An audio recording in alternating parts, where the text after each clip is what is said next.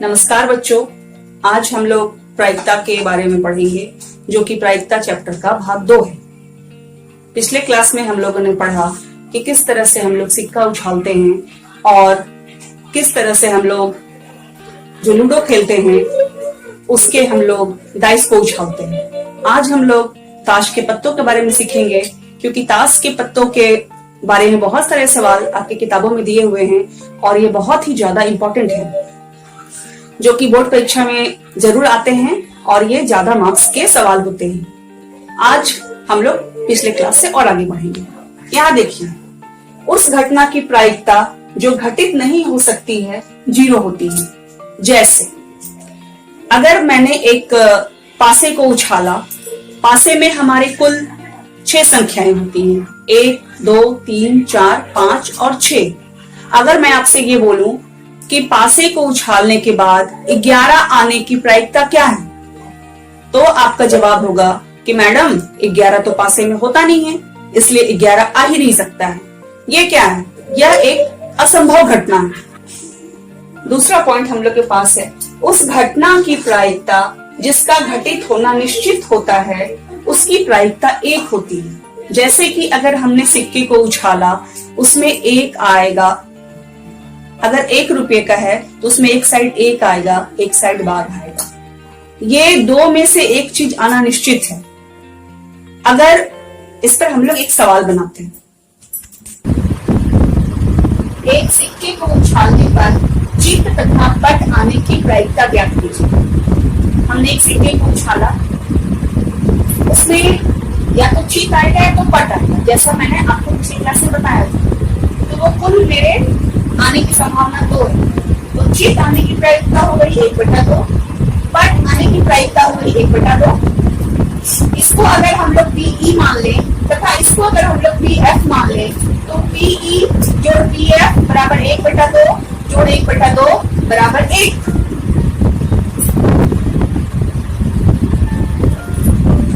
वहां हम लोग ने PE तथा PF पढ़ा था। PF को हम लोग कह सकते हैं PE नहीं। जैसे कि अभी हम लोग ने पढ़ा, चित्त आने की प्रायिकता तथा पट आने की प्रायिकता दोनों मेरा 1/2 हो रही है। अगर मैं ये कहूँ, सवाल में मैं ये पूछूं आपसे कि चित्त नहीं आने की प्रायिकता क्या? चित्त नहीं आएगा तो क्या आएगा? चित्त नहीं आएगा तो पट आएगा। इस तरह से हम लोग इसमें यहाँ लिख सकते हैं, PE जोड़ PE नहीं बराबर मेरी प्रायिकता आ रही है 1। PE जोड़ इसको लिख सकते हैं PE बार बराबर 1। PE बार बराबर 1 माइनस PE। इसका अर्थ है PE नहीं। यानी अगर मैं ये सवाल पूछूं कि किसी पासे को उछालने के बाद 1 नहीं आने की प्रायिकता क्या है, तो अगर 1 नहीं आएगा तो मेरे पासे में कुल 6 संख्याएं होती है। 1 नहीं आएगा तो बाकी 5 संख्याओं में से कोई भी संख्याएं आ सकती है। उसकी प्रायिकता होगी 5/6। इस तरह से हमें जानकारी रखनी चाहिए कि मेरा सवाल मुझसे क्या जवाब मांग रहा है। वो मुझसे प्रायिकता होने को पूछ रहा है या किसी संख्या की प्रायिकता नहीं होने को पूछ रहा है। सवाल सही ढंग से बना पढ़ने के बाद भी हम लोग उसका सही जवाब दे सकते हैं। अब विद्यार्थियों, हम लोग एक सवाल को और देखते हैं।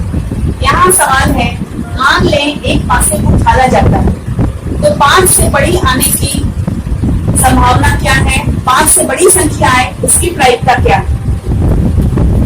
एक पासे में 5 से बड़ी संख्या सिर्फ 1, जो कि मैंने यहाँ लिख दिया है। 5 से बड़ी संख्या सिर्फ 1 है, यानी 6। 6 से बड़ी संख्या पासे में नहीं होती, तो इसकी प्रायिकता हो जाएगी 1/6।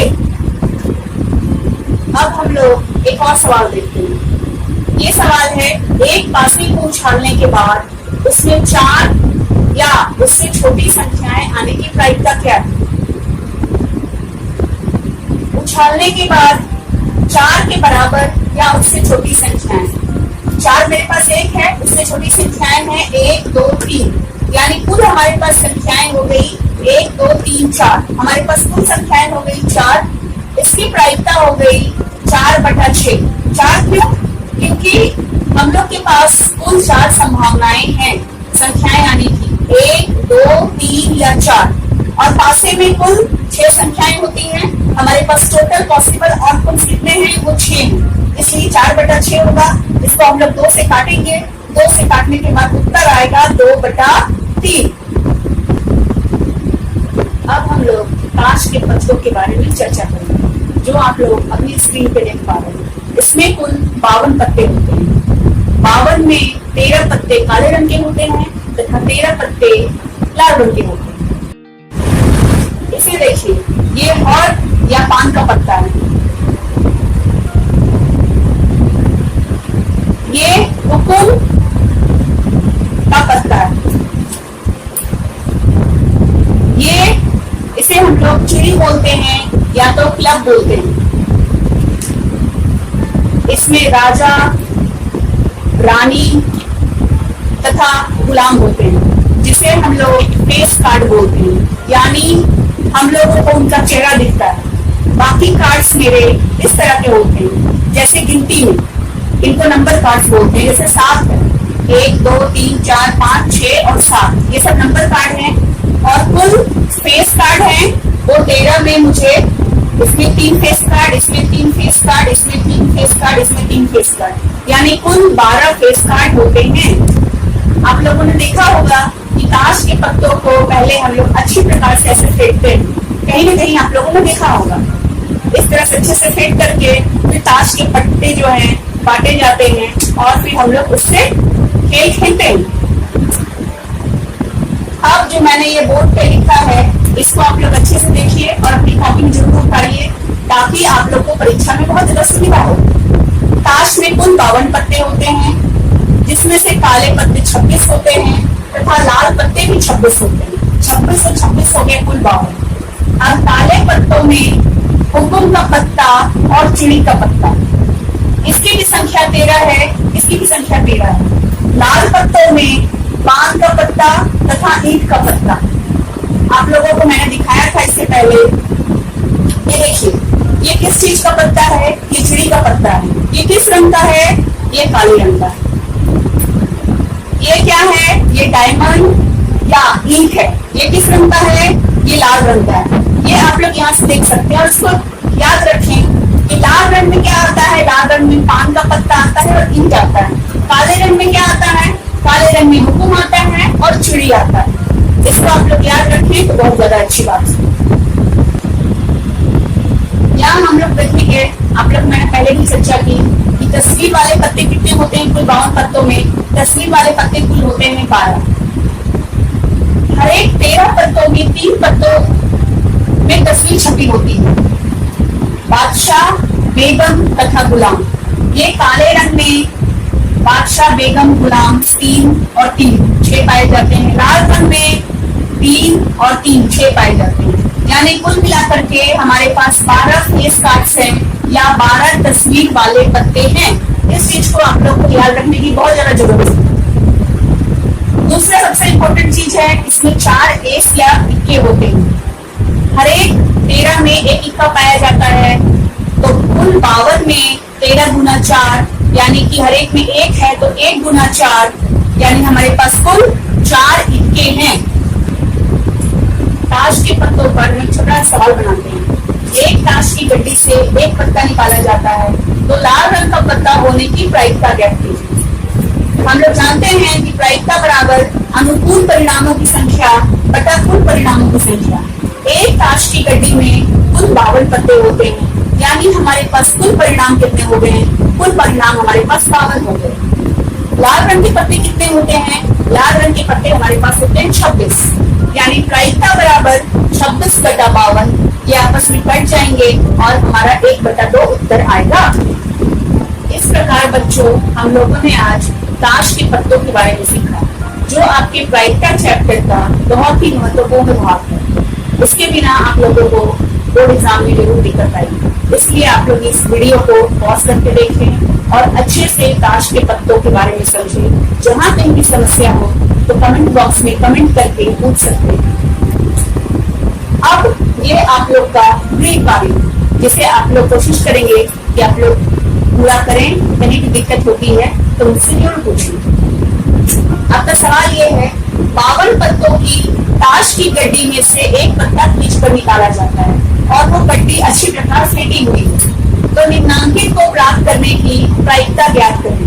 पहला सवाल है लाल रंग का बादशाह। आप लोग को मैंने बताया कि आप लोग को होमवर्क है, लेकिन फिर भी मैं थोड़ा सा डिस्कस कर दे रही हूँ ताकि आप लोग को बनाने में सुविधा हो। लाल रंग का बादशाह, कुल 52 पत्तों में लाल रंग के कितने पत्ते होते हैं? मुझे अच्छे से पता है, आप लोग को अभी तक याद हो चुका होगा कि कुल 52 पत्तों में 26 पत्ते लाल रंग के होते हैं। ठीक है, 26 पत्ते जब लाल रंग के हुए तो उसमें बादशाह कितने हैं? 13 पत्तों में एक बादशाह होता है। 26 पत्तों में कितने बादशाह हो जाएंगे? 26 पत्तों में 2 बादशाह हो जाएंगे। इस तरह से बच्चों आप लोग अपना सवाल बना सकते हैं। दूसरा सवाल, तस्वीर वाला पत्ता। इसके बारे में भी मैंने आप लोग से डिस्कस किया कि तस्वीर वाले पत्ते जो हैं, हर एक 13 पत्ते में 3 पत्ते तस्वीर वाले होते हैं। राजा या बादशाह, बेगम या रानी और तीसरा गुलाम। हर एक 13 में 3 होते हैं, तो हमारे पास कुल 13 गुना 4 यानी 3 गुना 4 पत्ते हुए, तो हमारे पास कुल 12 तस्वीर वाले पत्ते हुए। तीसरा सवाल, लाल रंग की तस्वीर वाला पत्ता। हमारे पास लाल रंग की कुल 26 पत्ते हैं, तो लाल रंग की तस्वीर वाला पत्ता, लाल रंग की तस्वीर वाले पत्ते कितने होंगे? लाल रंग की तस्वीर वाले पत्ते होंगे 3 जोड़ 3 यानी 6।